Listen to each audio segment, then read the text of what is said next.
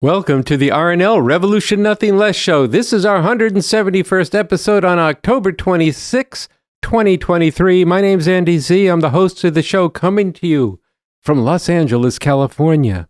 You are watching a show about an actual revolution that is urgently needed and possible.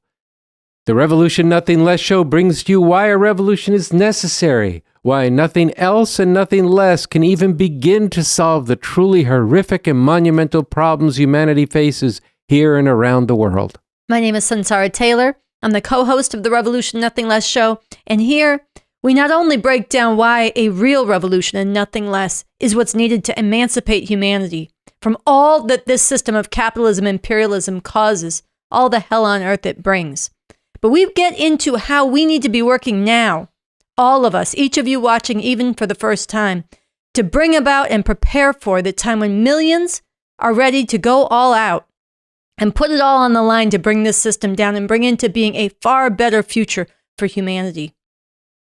We bring to you what this revolution is for, the emancipation of all of humanity everywhere. A revolution for nothing less than a new society based on the Constitution, for a new socialist republic in North America written by the revolutionary leader Bob Avakian that provides not only a far better way for people to be living, but most fundamentally, a way to go to work to overcome all the forms of exploitation and oppression based on class, race, sex, and gender, all relations in which one part of humanity is subordinated to and dominated by another. And every week, we bring to you the leadership of Bob Avakian in different forms, who not only authored the Constitution Andy just spoke about, but has developed a whole new framework for human emancipation, what we call the new communism, and has developed a roadmap for how this revolution gets implemented in this period. So later in today's show, we're going to share with you an excerpt of the interview we did here on this channel with Bob Avakian last fall, where he talks about why we want state power, what revolutionary state power is good for. After that, I'm going to talk about an update on the extreme emergency and the catastrophe being inflicted on the people of Gaza by the genocidal war being waged by Israel back to the teeth by the United States and Biden. And then we're going to share a little bit of the talk back that Andy and I did after a really beautiful screening of the Bob Avakian interviews here in Los Angeles at the Hudson Theaters. You'll get a sense of what that felt like and some of the work underway to spread these interviews and screenings around the country. But first, we're going to get started. Andy will have a commentary, and that'll be followed by a conversation with Michelle Chai, a leader in the Revolution Club.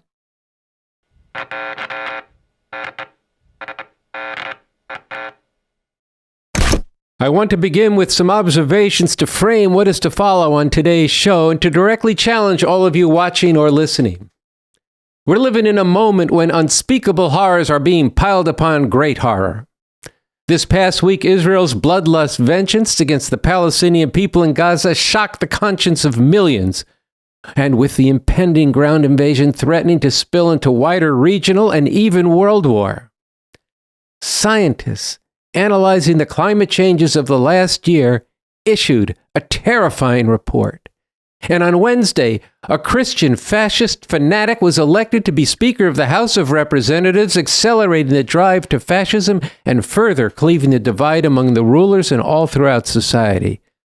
This is a moment of conspicuous change, a time in which Bob Avakian has analyzed that, quote, the crisis and the deep divisions in society now can only be resolved through radical means of one kind or another. Either radically reactionary, murderously oppressive and destructive means, or radically emancipating and revolutionary means. End quote. For there to be an emancipating future requires a real revolution to overthrow the system of capitalism imperialism that is the cause of all the nightmares that humanity faces. The very extremeness of the times, with people's lives upended, and millions unsure of what tomorrow will bring, and especially that sharp divide among the rulers such that they can no longer govern in the way that people have been conditioned to accept. All of this opens the possibility for revolution.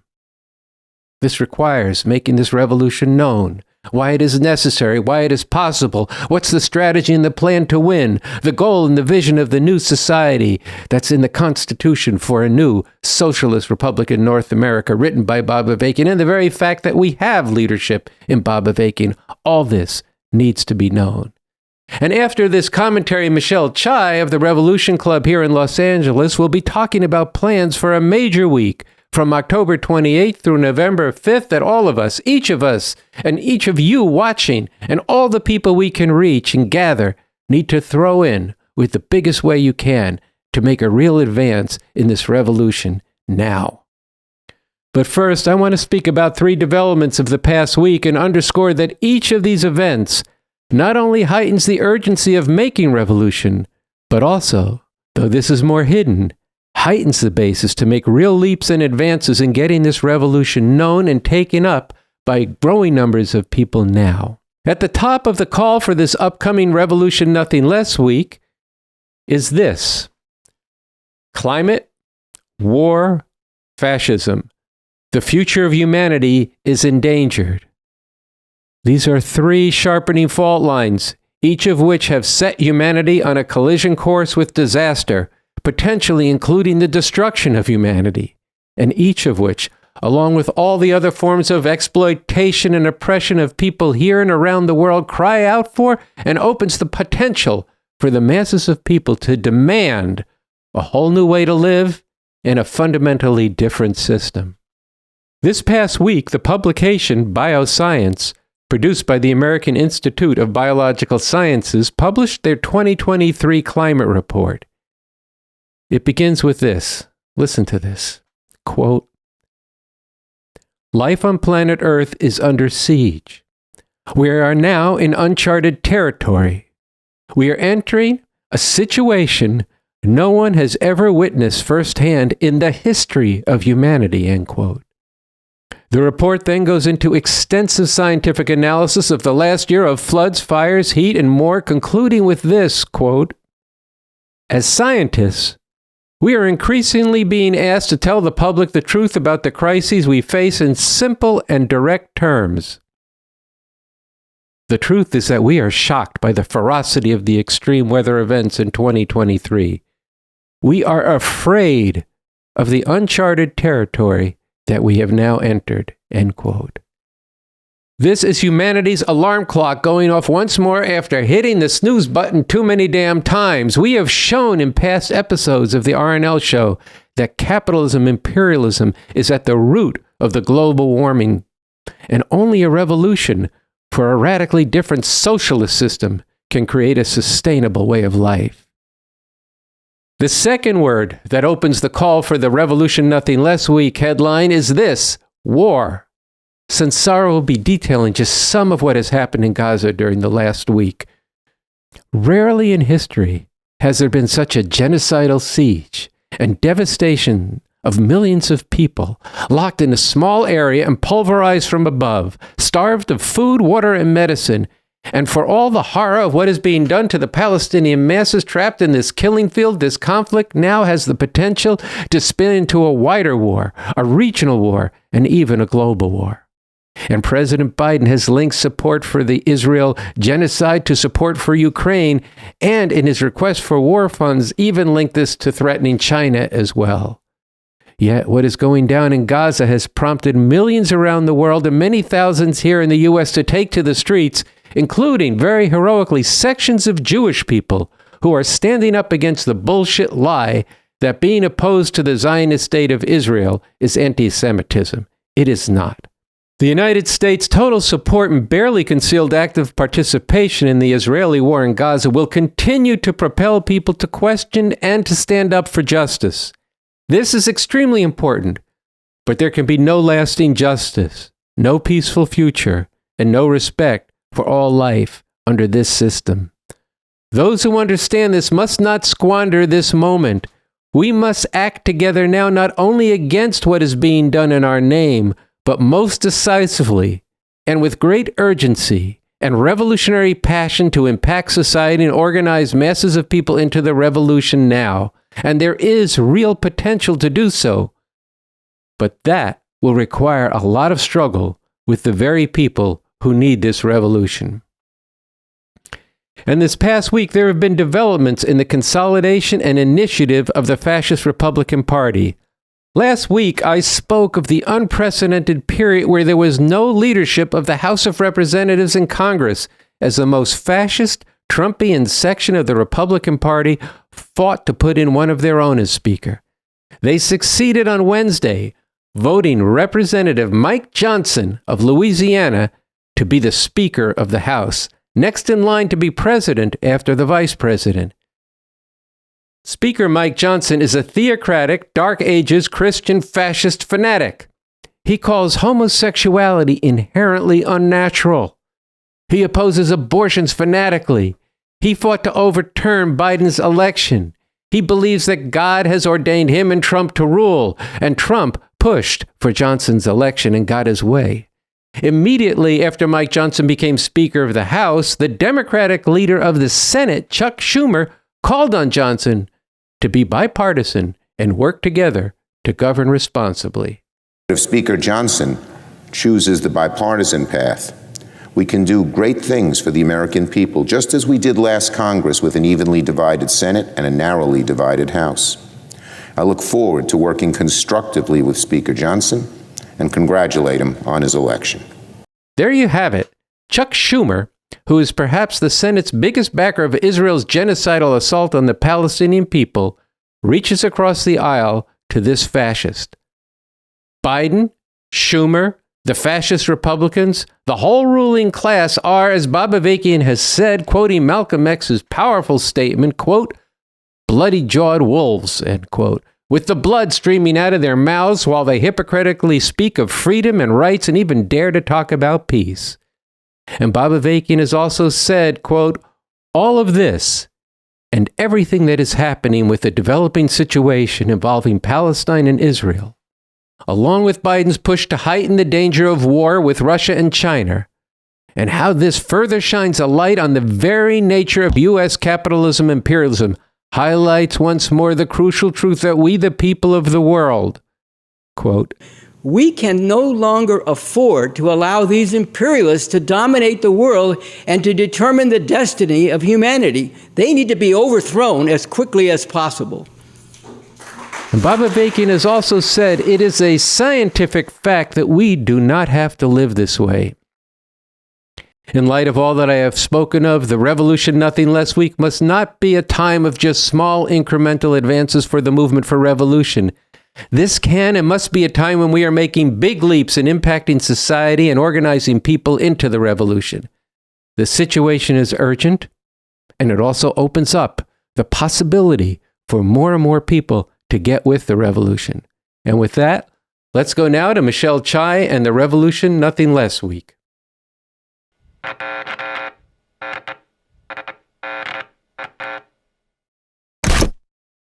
Hey, this is Pete. I'm with the RNL team, and today I have the opportunity to interview Michelle Chai of the Revolution Clubs. Hello. So, Michelle, we have in store for us a very exciting week coming up, Revolution Nothing Less Week. Let the audience know about what's going on. Yeah, so from this week of October 28th to November 5th, we are calling on you to be part of putting this revolution in front of millions of people everywhere. Because look, let's just confront the world is on fire. The Earth's climate devastation, the threat of nuclear war, this horrific genocidal war that's, being waged on the people of Gaza. You literally pull up your phone and you can watch a genocide being carried out right before our eyes, and this is, these are very intense times. And, and we understand from a scientific understanding that all of these horrors are rooted in a system of capitalism, imperialism that has to be overthrown at the soonest possible time.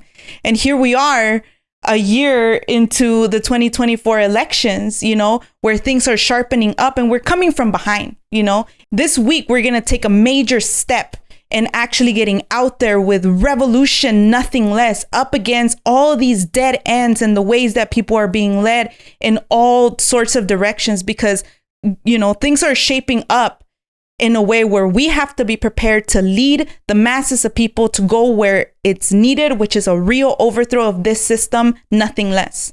So I was just looking at revcom.us and I saw that we have a flyer and then we have some slogans. You spoke to the climate war, fascism, the future of humanity is endangered. Join the nationwide efforts to get real revolution known everywhere. Say a little bit about the next ones. You know, this is part of how we're going to get out and and struggle with people, you know, is live by and fight for the points of attention, the code of the revolution. Get with Bob Avakian, BA, the leadership we have for the revolution we need. Stand against the US-backed Israeli war on Palestine. We need and we demand a new emancipating way to live, a fundamentally different system. So, you know, people can go to revcom.us, download those, you know, the flyer of that, spread that, put them up on the wall everywhere. But this revolution, this leadership of Bob Avakian has to become, you know, the authority that people are looking to and following, you know, not any of these like, you know, dead ends, not, you know, people need to, you know, all the time right now, people are saying, well, it's Biden or Trump. People need to see it's this system of capitalism or revolution. That's the terms that we're out to set in society right now with these points of attentions, opening up the you know, debate and discussion, people engaging the leadership of Bob Avakian. You know, we know the difference that it makes when people actually come together and watch these interviews and get to know the leader of this revolution and see that there's an inspiring vision of a whole different way that we could be living. You know, and you know, and Bob Avakian has spoken to this also, you know, this is part of a nationwide movement, you know, and part of also what we're going to be doing this week is doing messages of support for the people, you know, in Palestine, right? With banners, with the slogans of from the ghettos and barrios of the US to Palestine, the people of the world need revolution, nothing less, taking this everywhere. You know, and having all kinds of people sign it, you know, and marching with this, you know, all throughout the week, you know, and with this message of the only real solution that's going to be able to deal with all these things that are happening in the world right now is an actual emancipating revolution. Yeah, Bob Avakian has said, look, we got two futures. Either things are going to go radically something terrible or something truly emancipating. That's really on us here, you know, and not only that, but people got to donate, you know. If you're thinking about these things going up on the walls and including people and the film screenings and, you know, the studio here in terms of the RNL show, it's going to actually take funds. And people here should go to the comment section right now and put in your ideas. How are you actually going to be a part of this, you know? Who are you going to bring in, you know, and how are we going to go out and really struggle like hell with people? Well, I think that's really important, you know, as a very, you know, simple entryway, you know, for people to be raising funds, to donate to this, to go to everyone this whole week and be asking for funds, you know. And I think also another entryway that, you know, that we should be putting to everybody we're meeting this week is live by and fight for these points of attention for the revolution. You know, that's going to be a struggle. And people have said, you know, to us, that's a motherfucker to break with, you know, some of what's in the points of attention, because look, we're all trained to, you know, think in the ways of this fucking oppressive system. We're all trained to, like, you know, in these fucked up ways of thinking, you know, so these points of attention are going up against that. And one of the things that Bob Avakian has said is that people don't recognize how putrid this culture and the ways that people relate to each other are until something is put in contrast to that, you know. Yeah. And it made me think about a story to that. Yeah, and it made me think about my experience where, you know, coming out of watching the Revolution Nothing Less speech from 2012, one of the very first things I wrote was something along the lines of this speech made me change the way I look. It changed the way I looked at everything, right? And I kind of, you know, was listening to music, watching movies, watching TV, going out in the world, seeing billboards, you know, and kind of going, damn, all of this is fucked up, you know? It's like, you know, all this shit that I would listen to, that I would celebrate, that I would uphold, that I would repeat, all this homophobic shit, all this, you know, bitches and hoes this, and all kinds of fucked up things, you know? And And it didn't hit me, it wasn't that I was out there like, like in a nasty way upholding that. I just had gotten so like, that was just my way of existence, and it wasn't until until I heard BA, contrasting that to a whole different way that people can be, that we don't have to degrade women in the fucking music, that we don't have to, say and repeat all these homophobic jokes, even if they're supposedly jokes, that's one of the things that the points of attention get into, Number two, says we fight for a world where all the chains are broken. Women, men, and differently gendered people are equals and comrades. We do not tolerate physically or verbally abusing women or treating them as sexual objects, nor do we tolerate insults or jokes about people's gender or sexual orientation, And this is, when you think about the people, all kinds of people that don't even know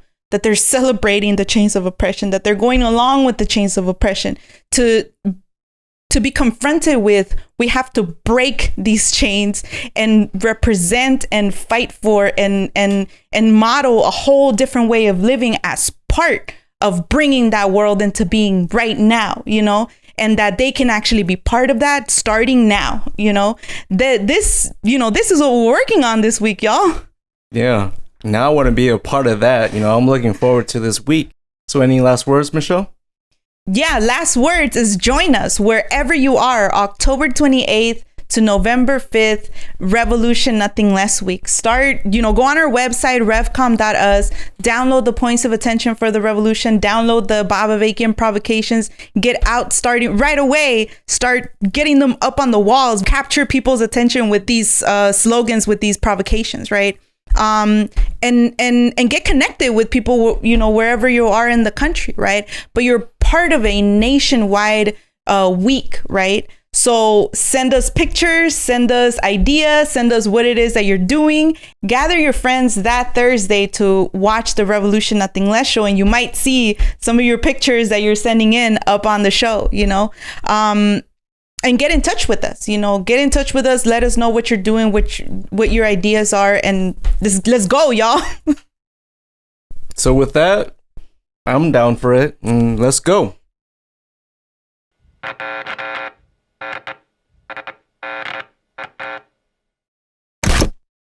So again, the dates of the Revolution Nothing Less week are October 28th, coming up this weekend, through November 5th, the end of the following weekend. Go to our website, revcom.us, download the flyer, look at the plans and the schedule throughout the week. Wherever you are, take this up in whatever ways you can. And whatever you do, you're part of something that's happening nationally. So our efforts are going to be amplified. We opened this show talking about revolution, and I gave a commentary that talked about some of the things that are happening in the world that necessitate a revolution, make it very urgent. And we just saw Michelle going into Revolution Nothing Less week. But a revolution means you got to have a new state power. That's what you're fighting for. And we have these interviews that you and I did with Bob Avakian last fall, and we're going to be showing later on, a little segment of our conversation after the screening of it. But we want to show you the first question and the answer on the third interview that we did with Bob Avakian about why does he say state power in the hands of the right people is a very good thing. Let's watch it now. So we wanted to start right out with asking you have made the bold statement that it is right to want state power, that state power in the hands of the right people and the right class is a great thing.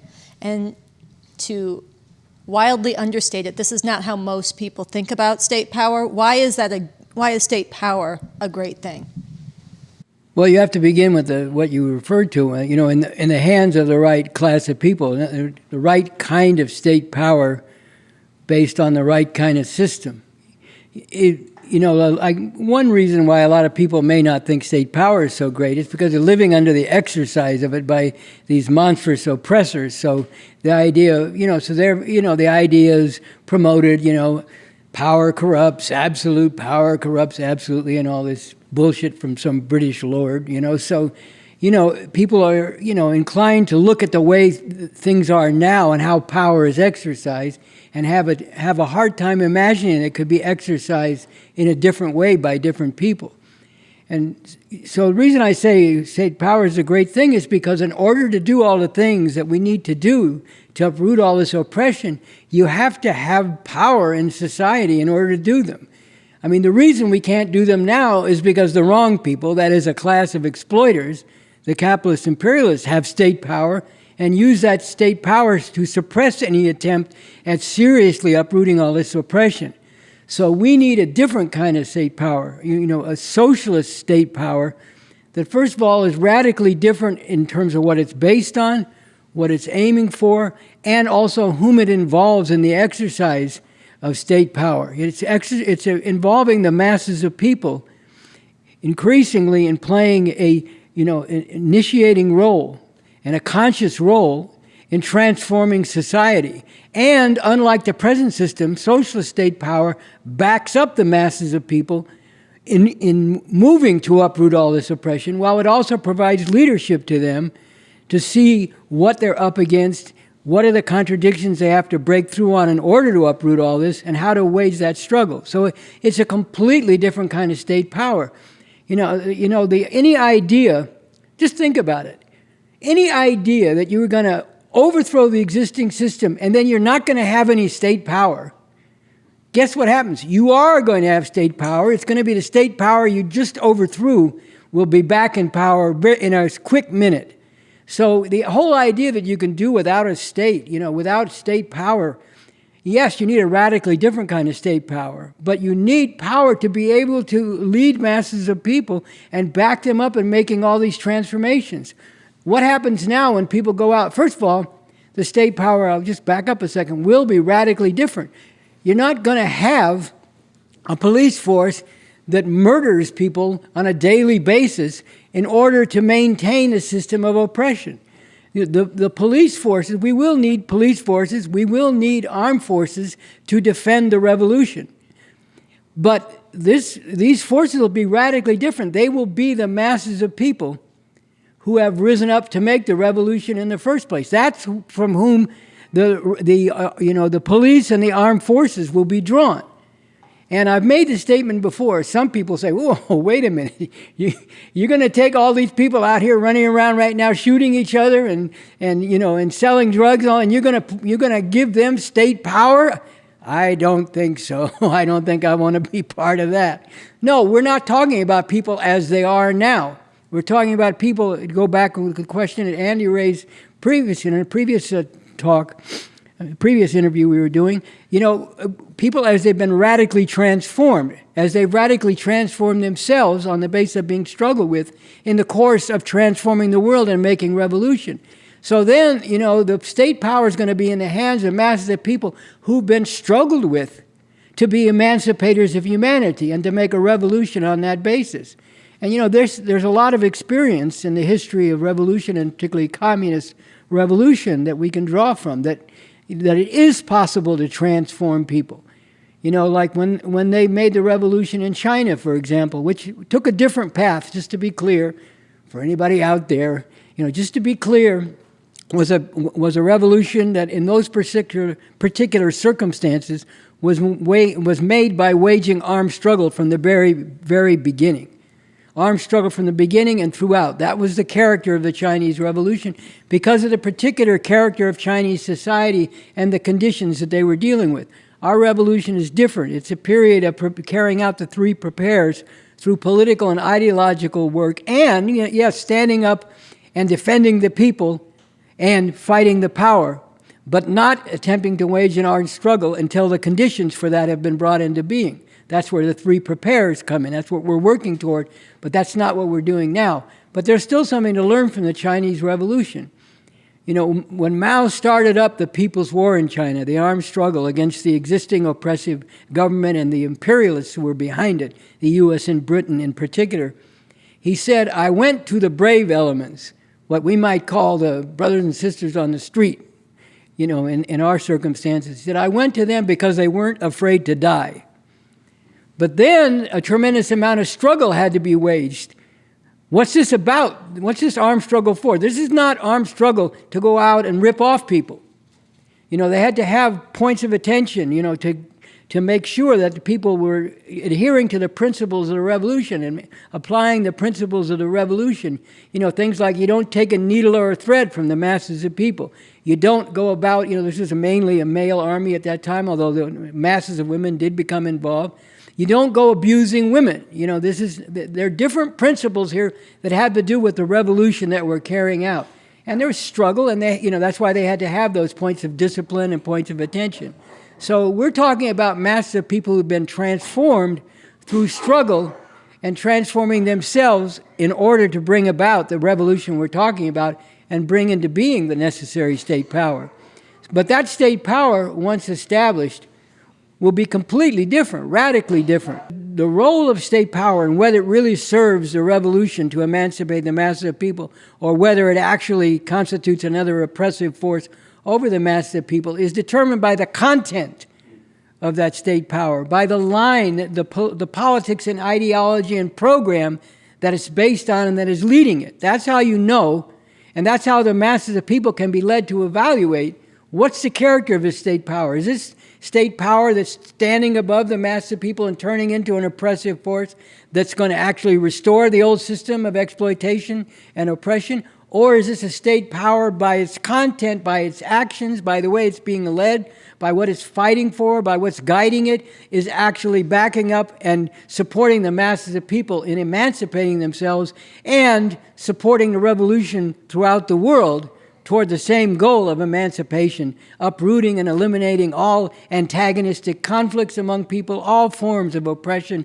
and exploitation. But that's why state power, I mean, yes, I want us to have state power, not the three of us sitting here, but the masses of people who've risen up to make a revolution so that they can carry through what they fought for in that revolution. And yes, so that they can actually back up the masses of people in carrying out those transformations and prevent anyone from actually overthrowing the system that exists and re-enslaving the masses of people. So, you know, this is why state power, socialist state power, is a great thing to have. And it's something we should, you know, everyone who wants to see a more just world should be hungering for this state power, not, you know, worrying about what it'll be like. Yeah, there needs to be a struggle over what it's going to be like, you know, and that will be an ongoing struggle. But we should be primarily hungering for that state power because that's the power that will enable these transformations I'm talking about. Now, to be clear, since I said it will prevent people from overthrowing the socialist system, that doesn't mean that there won't be allowance for dissent.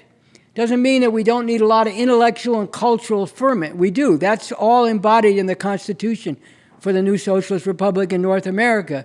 You know, anyone who raises objections to what the government is doing or what the policies are, or even to the very existence of a socialist state, will be allowed to do so. And there will even be ways that criticism is encouraged and fostered and dissent, because you need that. You need to know what your shortcomings are.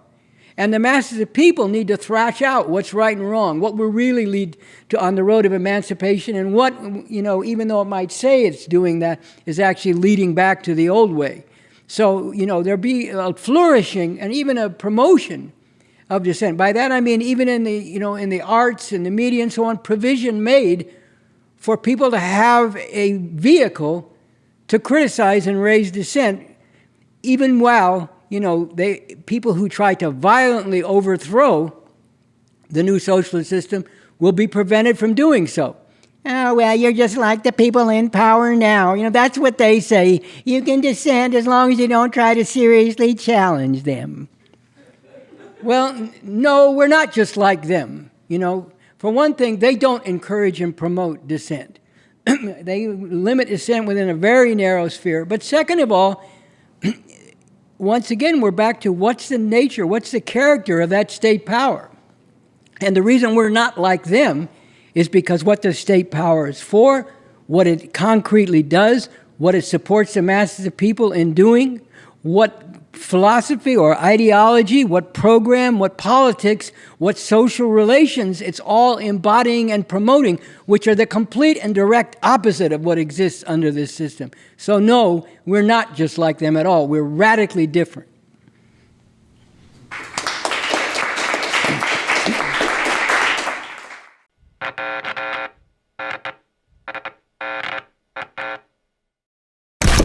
For the past 2.5 weeks, the world has watched a genocide unfold against the Palestinians trapped in Gaza. What is genocide? It is the deliberate killing of a large number of people from a particular nation or ethnic group with the aim of destroying that nation or group. And who has been carrying out this genocide? It is the state of Israel, with the full backing of Biden and the United States. In the last 18 days of Israel's war, the reported death toll of Palestinians in Gaza has grown to more than 6,500. 2,360 of these are children. As we film, a child in Gaza is being killed by Israel with the backing of your government every 7.5 minutes. That is 8 children per hour. And at least twice that many children are being injured. It used to be that many Palestinian families, during the all too frequent Israeli strikes on their land, took up the practice of huddling together and even sleeping in the same room of their homes. This way, if they were struck, they would all die together, rather than suffer the anguish of having some members go on without parents, without partners, or without children. But today, 42% of the homes and other domestic dwellings have been destroyed or damaged across all of Gaza. And half the population, more than 1 million people, have been driven from their homes. So instead, these days, parents have taken to writing the names of their children on their tiny legs in marker. They do this so that their child will be able to be identified if they end up killed, blown apart, or buried in rubble. And this is indeed how many of the dead children are being identified. Stop and imagine having to prepare for such a likelihood. On October 12th, Israel ordered everyone in the northern half of Gaza to leave. An Al Jazeera reporter in Gaza City, which is in the north, said residents had been receiving phone calls saying that they would be considered, quote, a collaborator with terrorism if they do not evacuate the city. But many people cannot evacuate. This includes the patients and those courageous doctors and other healthcare workers dedicated to them at Shifa, the largest hospital in Gaza City. This hospital normally can accommodate 700 patients, but today it is overwhelmed with more than 5,000. And beyond that, an additional 45,000 displaced Palestinians are crowded in around its grounds seeking shelter. And what about those who do make it to the south of Gaza? They still are not safe. On October 15th, a home in Deir al-Balah was reduced to rubble. The Nusrat refugee camp was struck the next day. A residential building in Khan Yunis was struck that same day, and so was Rafah refugee camp. The Barej refugee camp was struck the day after that, and the day after that, a strike left a large crater in Khan Yunis. All of this, and many more strikes, are happening in the south, where people have been told to flee to. 12 of the 35 total hospitals in Gaza no longer are functioning at all, and the entire medical system is on the verge of collapse. After starving all of Gaza of all water, all food, all medicine, and all fuel for 13 days, 20 trucks of aid were finally allowed in on Saturday, October 21st. 14 more aid trucks made it in the day after that, and on Monday, 20 more made it in. But 20 trucks a day is a mere 4% of the aid that was coming into Gaza before this war broke out. And already at that time, 80% of the population of Gaza depended on this aid for their regular survival. That was before their homes were blown up, before their roads were bombed, before their fuel was cut off. 20 trucks a day now is like squeezing an eyedropper to quench an ocean of need. And all of this is going on even before Israel has launched its threatened ground invasion. Let's be clear. None of this horrendous human catastrophe has anything to do with the so-called right of Israel to defend itself against the Hamas attack of October 7th. That attack was reactionary and should be condemned by everyone. But Israel is now carrying out a monstrous crime against humanity on a scale and through means that are far beyond what Hamas could ever dream of.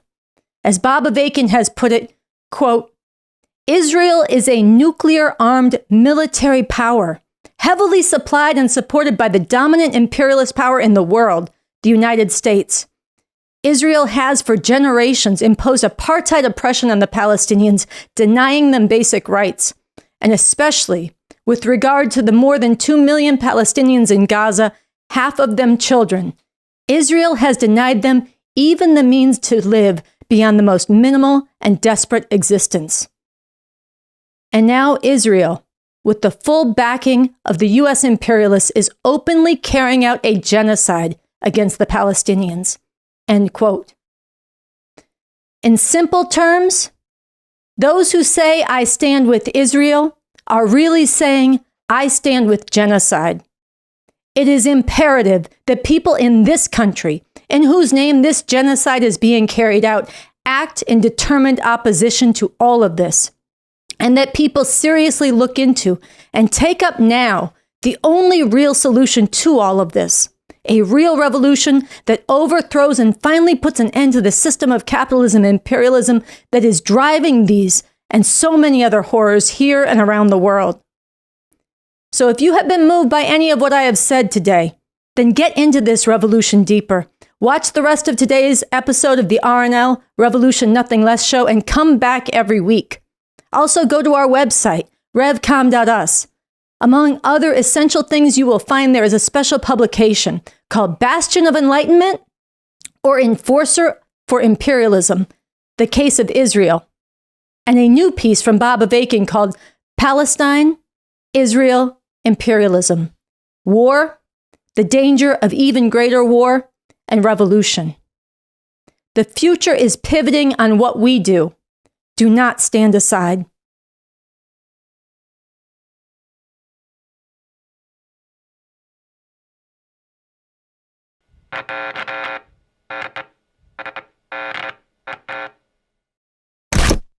Last week, we showed excerpts from the talkback that followed what was the first big screen theatrical showing of a special selection from the Bob Avakian interviews. And today we plan on showing you a bit more from that program. I was there at the Hudson Theater, and I can tell you, as someone who has watched the Bob Avakian interviews on YouTube many times, seeing it together with people in a theater is on a whole other level. It took a lot of work to bring together that diverse audience, made up of people from different parts of the city and different parts of the world that night. We Revcoms fanned out across the city and really challenged people to confront not only the urgency and danger of the times we are in, with looming climate destruction, the threat of nuclear war, fascism on the march in this country, and now Israel unleashing a genocide on the people of Gaza, but also the need to engage revolutionary answers as put forward by the unparalleled revolutionary leader Bob Avakian. This is different than what most people, even people who deeply care, are right now thinking that they need to dig into. So all this work really mattered. Seeing BA together on the big screen really takes you to a different headspace. He breaks down why we need a revolution and why it's more possible now, and makes it so easy and clear to understand that anybody can get it. He breaks down how he sees people's potential, even when most people can't see it themselves. You learn about his whole personal journey of why and how he became a revolutionary and why he has never given up, all while breaking into song multiple times and repeatedly making you laugh. And then the filmmaker David Zeiger sat down with Andy and Sansara to ask big questions about how the revolution can grow, about the despair that so many people feel, and about the anti-communist prejudices that way too many people have. Before the discussion began, Andy opened up with a powerful statement about the genocidal assault on Gaza. And at the end of the discussion, David Zeiger spoke to the special responsibility that Jewish people have to speak out against this atrocity. This, together with the words of B.A., brought an urgent sense of responsibility for the future to the theater.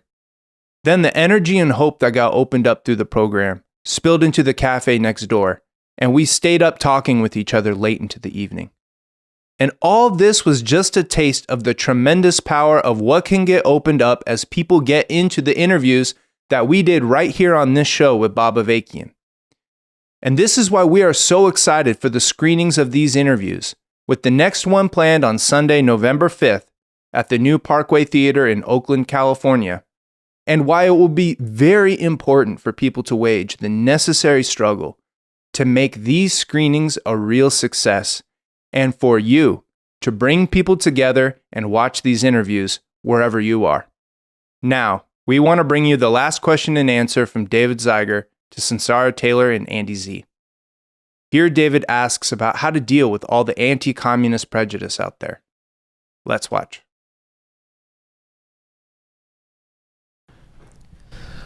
To bring up one more point before we get into this. If and when there's a world war, it will be with two countries that, as far as the vast majority of people in this country know, are communist. This is the propaganda that's constantly, it's a combination of the propaganda that's put out there and the fact that these countries were communist, right?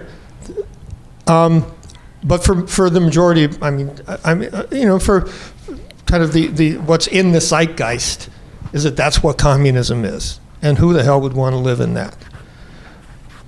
How do you confront that? I mean, this is the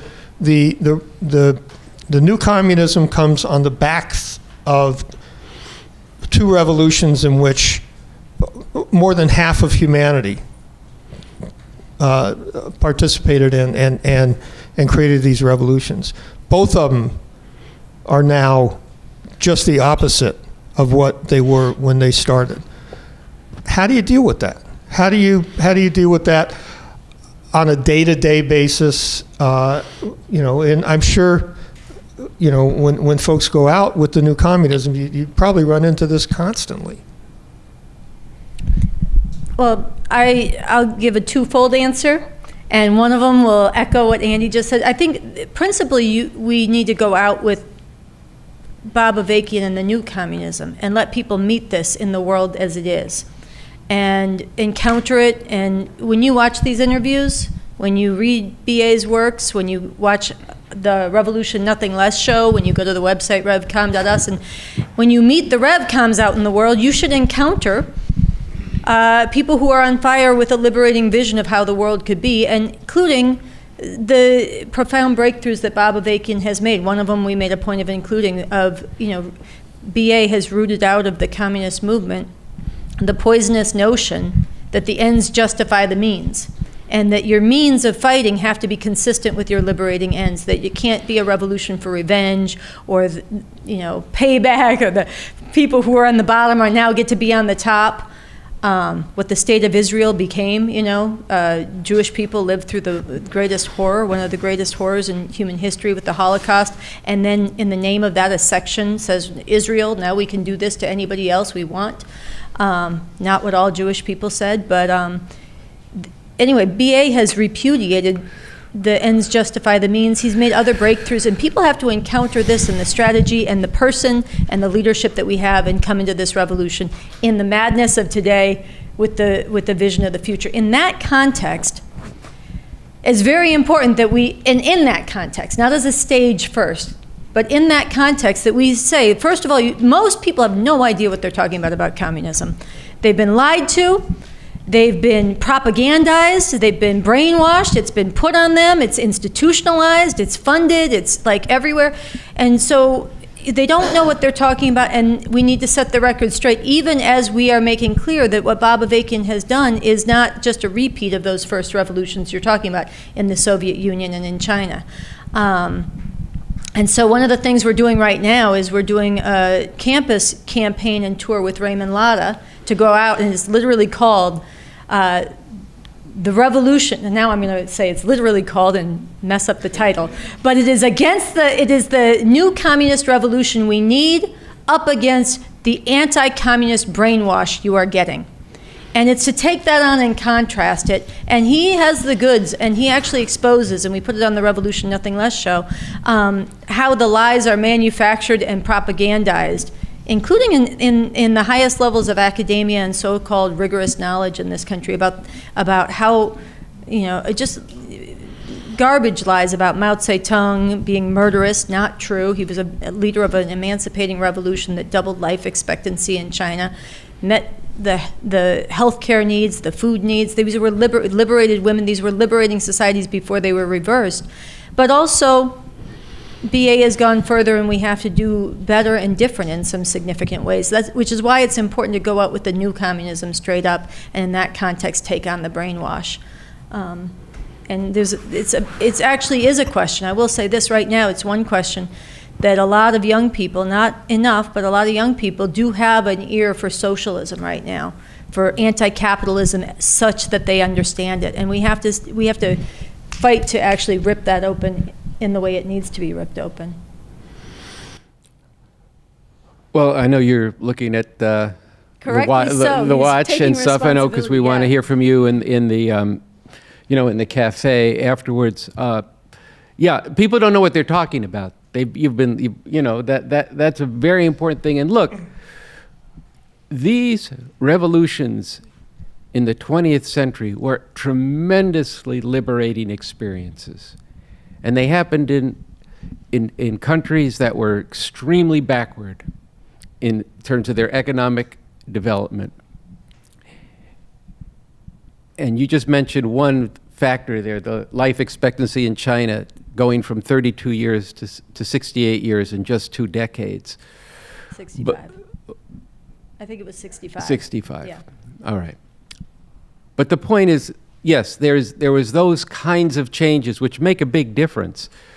But this was, in both revolutions, just to take one thing, women were emancipated in ways that had not happened in any other country to date at the time that happened. Now, compared to some things today, maybe different. But I will say it's remarkable what was accomplished in these societies. And people need to learn about that.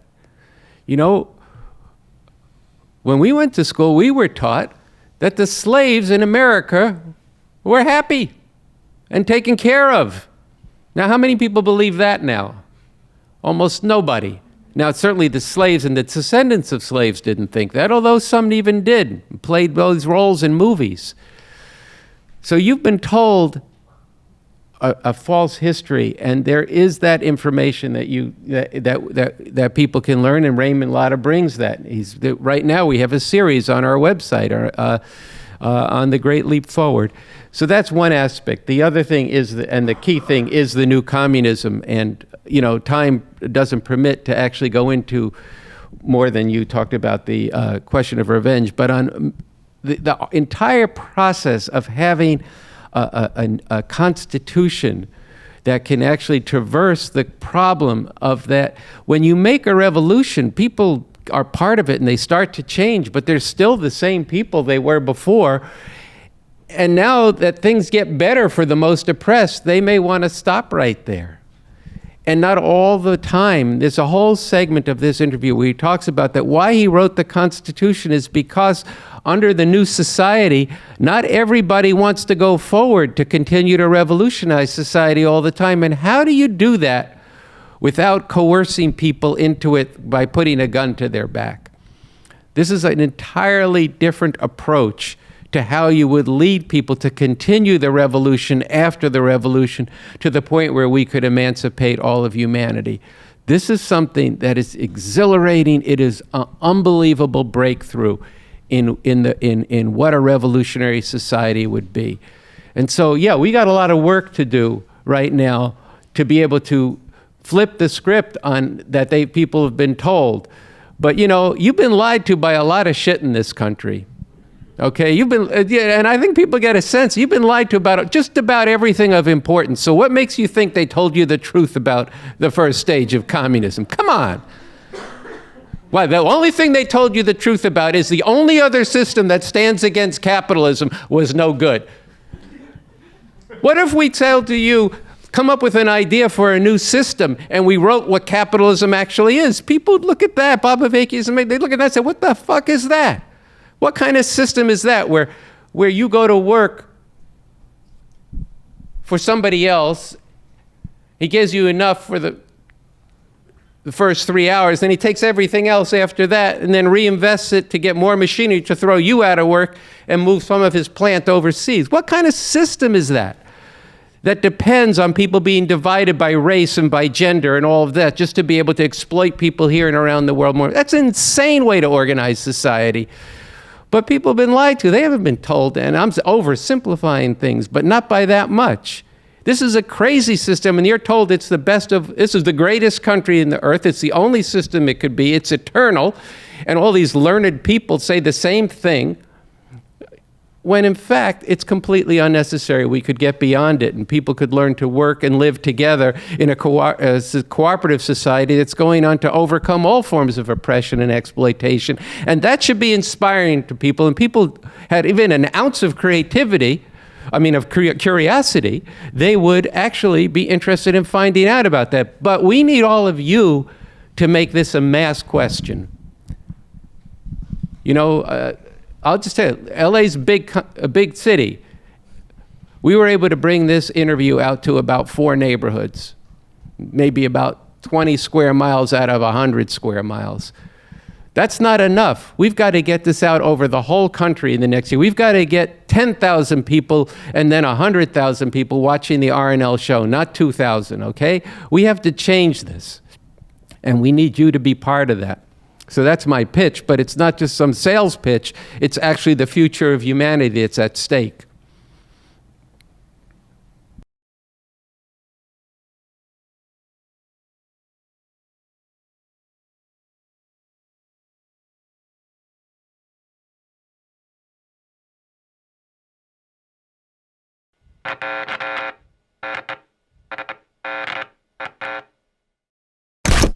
All right, so this brings us to the end of this episode of the Revolution Nothing Less show.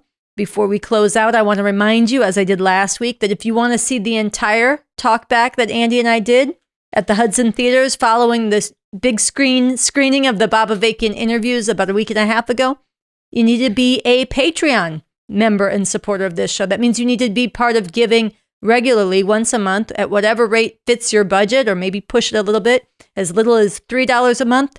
$20 a month, $50 a month, as much as you can to support this revolutionary media, which is so essential for knitting together a movement for revolution and waking others up about this. So if you are a Patreon, we thank you. You have access already. And if you're not, now's the time to become one. And in terms of the screening of the selections from the Bob Avakian interviews on the Revolution Nothing Less show, at the end of the Revolution Nothing Less week on November 5th, in Oakland, California, we're going to be showing those selections on a big screen there. And, I'm hoping to be able to go, and you're hoping to be able to go. We're having a little rivalry. Which of us will get up there? Maybe we'll both go. Maybe we'll both go. And we're going to be doing showings in New York and Chicago as well. But on November 5th, if you're anywhere in Central California, get up to Oakland. We'll put the information on the screen and below in the comments section. So that brings us, Ansar, to the end of the 171st episode of the RNL show on the 26th of October. Next week, we'll be having a show in the middle of the Revolution Nothing Less week, and we'll see you on Thursday night. And we will be up on Thursday night at 5 p.m. Pacific time, 7 p.m. Central time, and 8 p.m. Eastern time. And as one of the activities of this week, we want to encourage everybody to get your friends together in the living room or in a community center, in your school, or come to one of the showings at the Revolution Centers or the Revolution bookstores to watch the RNL show next week. And we'll see you then. Good night. Good night.